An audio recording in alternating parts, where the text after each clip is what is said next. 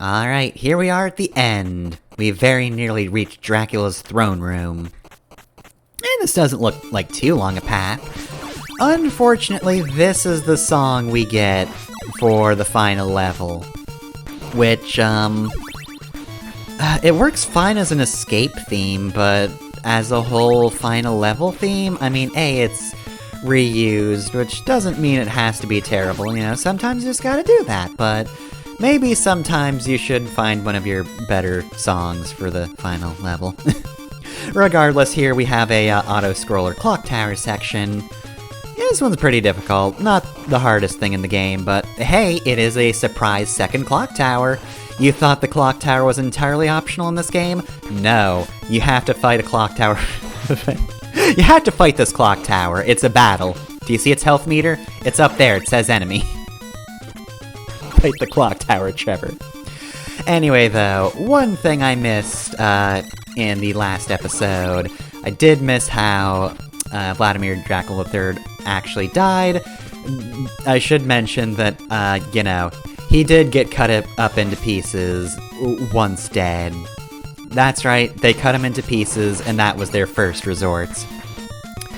But yeah, I wouldn't call it an ironic death, because, you know, he's Vlad the Impaler. That's a little different, but still, a lot of grievous bodily harm that seems a little unnecessary, so not ironic, but certainly you gotta look back on that and laugh. Unless you're Vladimir Dracul III, in which case, tough break, buddy.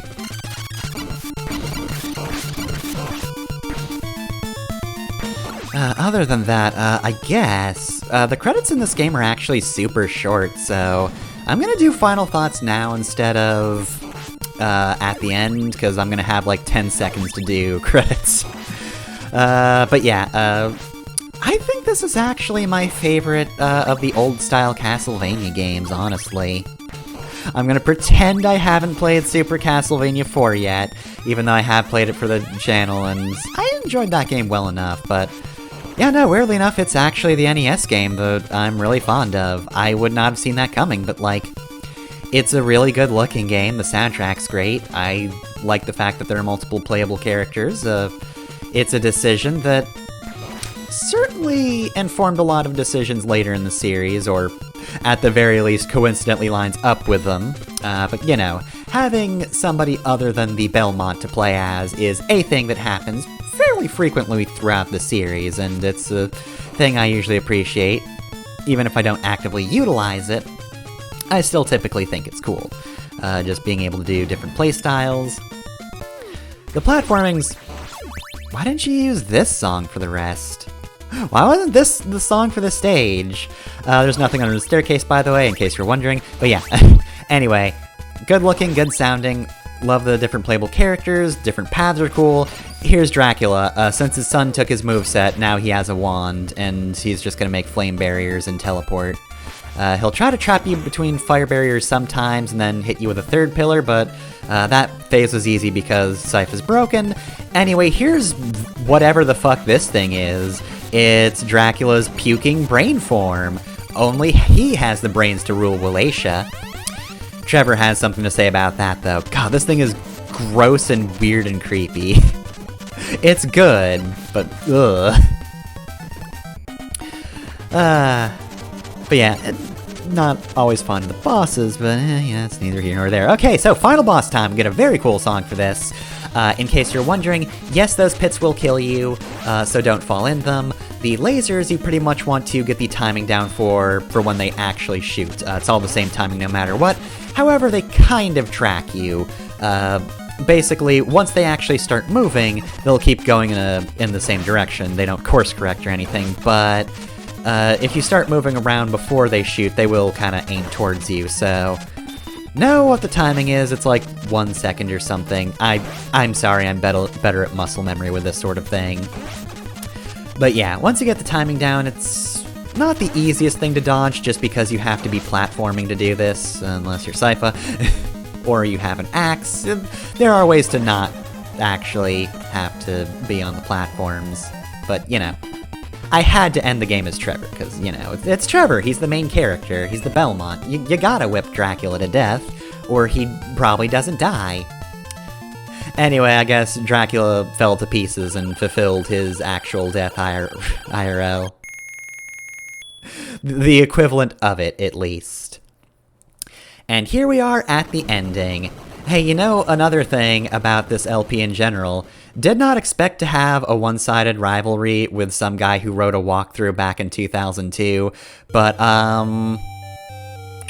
sometimes you just latch onto things.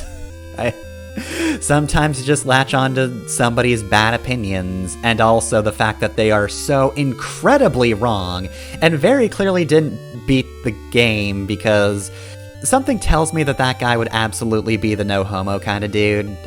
I don't think he'd approve of gay Sypha, but yeah, no, it's she takes off her hood and oh, her hair's flowing, and yeah, no, now it's actually using she, her pronouns, so yeah.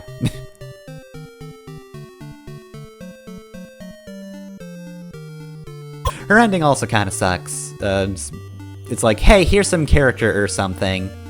To be fair, it's an NES game. You get a few lines of dialogue for everybody. And that's about it.